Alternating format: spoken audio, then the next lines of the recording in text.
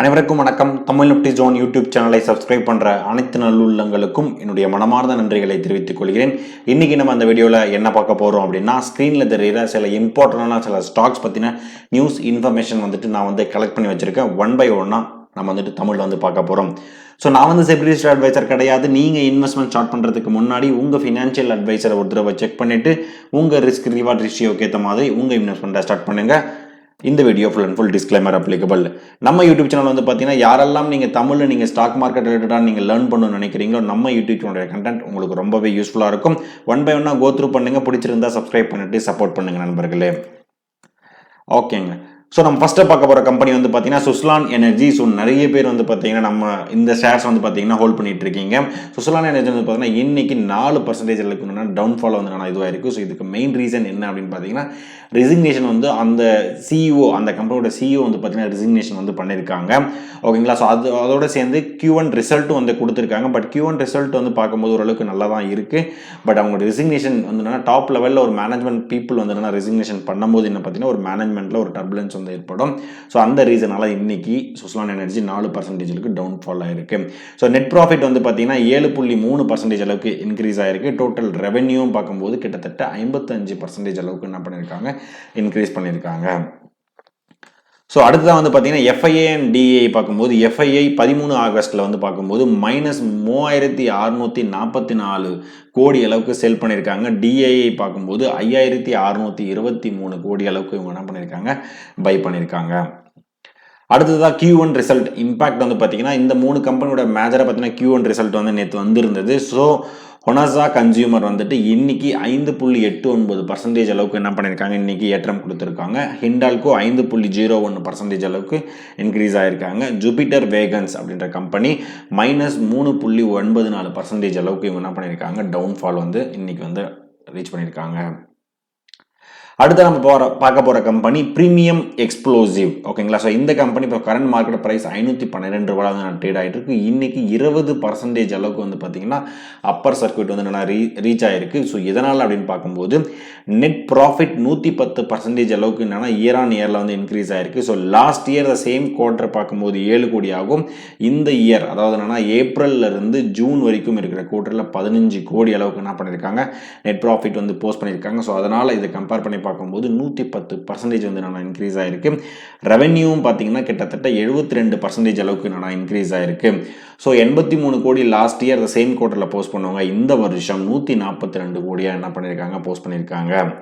So HAL ஓகேங்களா. So Hindustan aeronautical. So இந்த company பார்த்தீங்கன்னா கரண்ட் மார்க்கெட் ப்ரைஸ் 4526 ட்ரேட் ஆகிட்டு இருக்கு.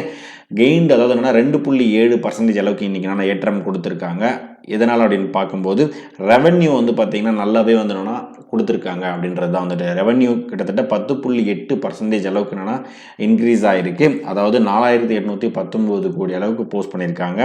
பட் இவங்களுடைய ஓவரால் நெட் ப்ராஃபிட் பார்க்கும்போது பார்த்தீங்கன்னா குறைஞ்சிருக்கு. பட் அந்தளவுக்கு இல்லை, 3.7% பார்த்தீங்கன்னா குறைஞ்சிருக்கு. ஸோ இந்த இயரில் 1383 கோடி அளவுக்கு போஸ்ட் பண்ணியிருக்காங்க. அப்போலோ ஹாஸ்பிட்டல் இன்னைக்கு 8% அளவுக்கு என்ன ஆயிருக்காங்க, இன்க்ரீஸ் ஆயிருக்காங்க. இன்னைக்கு கரண்ட் மார்க்கெட் ப்ரைஸாக 7829 ரூபாயில் ட்ரேட் ஆகிட்டு இருக்கு. எதனால் அப்படின்னு பார்க்கும்போது நெட் ப்ராஃபிட் 42% அளவுக்கு இன்க்ரீஸ் ஆயிருக்காங்க. அதாவது 433 கோடி அளவுக்கு போஸ்ட் பண்ணியிருக்காங்க. ரெவென்யூவும் பார்த்தீங்கன்னா 15% அளவுக்கு என்ன பண்ணியிருக்காங்க, இன்க்ரீஸ் ஆயிருக்காங்க. 5842 கோடி அளவுக்கு. எபிட்டாவும் பார்த்தீங்கன்னா 26% இன்க்ரீஸ் ஆயிருக்காங்க. ஸோ ஒரு பெட்டரான ரிசல்ட் கொடுத்ததுனால இன்னைக்கு 8% அளவுக்கு இன்னைக்கு பாசிட்டிவ் டைரக்ஷன் மூவ் ஆயிருக்கு.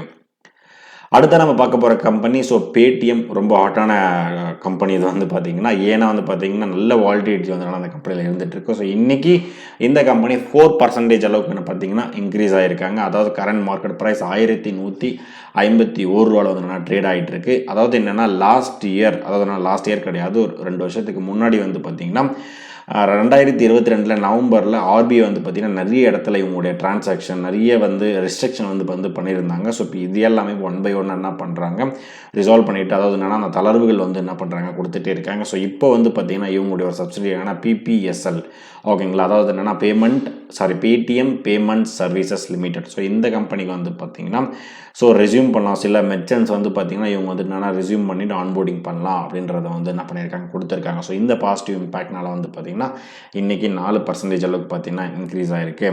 ஸோ ஆண்டனி வேஸ்ட், ஸோ இந்த கம்பெனி இன்றைக்கி 9% அளவுக்கு என்னென்னா இன்க்ரீஸ் ஆகிருக்கு. கரண்ட் மார்க்கெட் ப்ரைஸாக 611 வந்து நான் ட்ரேட் ஆகிட்டு இருக்கு.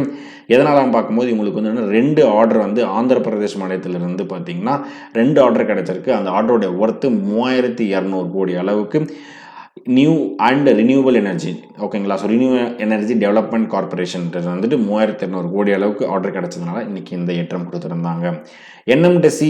என்எம்டிசி ஸ்டீல், ஓகேங்களா. ஸோ இந்த கம்பெனி 43 வந்து ட்ரேட் ஆகிட்டு இருக்கு. இன்றைக்கி 20% வந்து பார்த்தீங்கன்னா அப் ட்ரெண்டில் வந்து என்னென்னா இன்றைக்கி வந்து என்னென்னா அப்பர் சர்க்யூட் வந்து ரீச் பண்ணியிருந்தாங்க. எதனால் அப்படி பார்க்கும்போது ஃபார் தி ஃபஸ்ட் டைம் இந்த கம்பெனி ஒரு ப்ராஃபிட் மேக்கிங் கம்பெனி என்ன பண்ணுறாங்க, டர்ன் ஓவர் பண்ணுறாங்க. ஸோ ஓகேங்களா. ஸோ கிட்டத்தட்ட நெட் ப்ராஃபிட் வந்து என்னென்னா 26 கோடி அளவுக்கு பண்ணியிருக்காங்க. So last year the same குவார்ட்டரில் 547 கோடி லாஸ் பண்ணியிருந்தவங்க. ஸோ அது லாஸ் மேக்கிங் கம்பெனி வந்து ப்ராஃபிட் மேக்கிங் கம்பெனியாக வந்ததுனால 20% அப்பர் சர்க்யூட் என்ன பண்ணியிருக்காங்க, ரீச் பண்ணியிருக்காங்க. அடுத்ததான் நம்ம பார்க்க போகிறது ட்ரிவெனி டர்பைன்ஸ். ஸோ இந்த கம்பெனி ₹2 பர் ஷேருக்கு வந்து என்னன்னா டிவிடெண்ட் வந்து ஃபைனல் டிவிடெண்ட் வந்து என்ன பண்ணியிருக்காங்க, கொடுத்துருக்காங்க. ஆல்ரெடி இந்த கம்பெனி ₹2 டிவிடெண்ட் கொடுத்துருந்தாங்க. ஸோ இப்போ கொடுக்குற இந்த டிவிடெண்ட் வந்து என்னன்னா record date 1 September 2025. Bharat dynamics இந்த கம்பெனி 6% அளவுக்கு இன்றைக்கி பார்த்தீங்கன்னா ஏறி இருக்குது. அதாவது 1586 ரூபாய் ட்ரேட் ஆகிட்டு இருக்கு. இந்த கம்பெனியோட ஜூன் குவார்ட்டர் ரிசல்ட் வந்து பார்த்தீங்கன்னா நல்லா ரொம்ப ஸ்ட்ராங்காக இருக்குது அப்படின்றத வந்து சொல்கிறாங்க. ஸோ ப்ரோக்கரேஜ் வந்து பார்த்தீங்கன்னா நிறைய பேர் புல்லிஷ் வந்து இந்த கம்பெனியில் வந்து இருக்கும். அதாவது என்னென்னா டிஃபென்ஸ் பிஎஸ்சி செக்டாரில் இருக்கிற இந்த கம்பெனி புல்லிஷ் ஸ்டாண்ட்ஸில் வந்து என்னென்னா கொடுத்துருக்காங்க இப்போ இருக்கிற கரண்ட் லெவலில். இன்ஃபர்மேஷன் டெக்னாலஜியான ஐடி செக்டாரில் இன்ஃபோசிஸ்ன்றது ஒரு முக்கியமான கம்பெனி. ஸோ இந்த கம்பெனி வந்து பார்த்தீங்கன்னா ஒரு சில கம்பெனியோட 75% ஸ்டேக் வந்து இவங்க வந்து வாங்கியிருக்காங்க. அதாவது வெர்சன் குரூப், ஓகேங்களா. ஸோ அந்த குரூப்போட கம்பெனி வந்து பார்த்தீங்கன்னா 75% அளவுக்கு ஸ்டேக் வந்து இன்க்ரீஸ் பண்ணி வச்சுருக்காங்க. ஸோ எதனால் அப்படின்னு பார்க்கும்போது ஏஐ ரிலேட்டடான டிஜிட்டல் டிரான்ஸ்ஃபர்மேஷன் இந்த ஒர்க்குக்காக இவங்க என்ன பண்ணியிருக்காங்க, இந்த கம்பெனிஸ் வந்து வாங்கியிருக்காங்க. ஸோ ஐபிஓ லிஸ்டிங் அப்படின்னு பார்க்கும்போது 14 ஆகஸ்ட். ஸோ இந்த கம்பெனி வந்து என்னென்னா 2 ஐபிஓ வந்து என்னென்னா லிஸ்ட் ஆக போகுது. JSW cement and all time plastics, ஓகேங்களா. ஸோ இந்த கம்பெனி உங்களுக்கு யாருக்கு அலாட்மெண்ட் கிடச்சிருக்கு அப்படின்றத என்ன பண்ணுங்கள், ஜஸ்ட் வந்து கமெண்ட் பண்ணுங்கள். ஜிஎஸ்டபிள்யூ சிமெண்ட் எனக்கு வந்து அலாட்மெண்ட் வந்து கிடச்சிருக்கு. பொறுத்திருந்து பார்ப்போம் நாளைக்கு எந்த அளவுக்கு வந்து இருக்கும் அப்படின்னு சொல்லிட்டு. நான் ஜஸ்ட்டு செக் பண்ணும்போது வந்து பார்க்கும்போது மாடரேட்டாக வந்து என்னென்னா இருக்கும் அப்படின்றத வந்து நான் எக்ஸ்பெக்ட் பண்ணிகிட்டு இருக்கேன். பொறுத்திருந்து பார்ப்போம் நாளைக்கு எந்த அளவுக்கு நான் இருக்கும் அப்படின்னு சொல்லிட்டு. ஓகேங்க. ஸோ இதுதான் நான் வந்து கலெக்ட் பண்ண டேட்டா. ஸோ இந்த வீடியோ உங்களுக்கு பிடிச்சிருந்தா லைக் பண்ணுங்கள். அடிஷனல் இன்ஃபர்மேஷன் தெரிஞ்சாலும் கமெண்ட் பண்ணி விடுங்க. இந்த கண்டென்ட் உங்கள் ஃப்ரெண்ட்ஸ் அண்ட் ஃபேமிலிக்கு ஜஸ்ட் ஷேர் பண்ணி விடுங்க. ஃபைனலாக எனக்கு சப்ஸ்கிரைப் பண்ணிட்டு சப்போர்ட் பண்ணிட்டு இருக்க அனைத்து நண்பர்களுக்கும் நன்றி நண்பர்களே.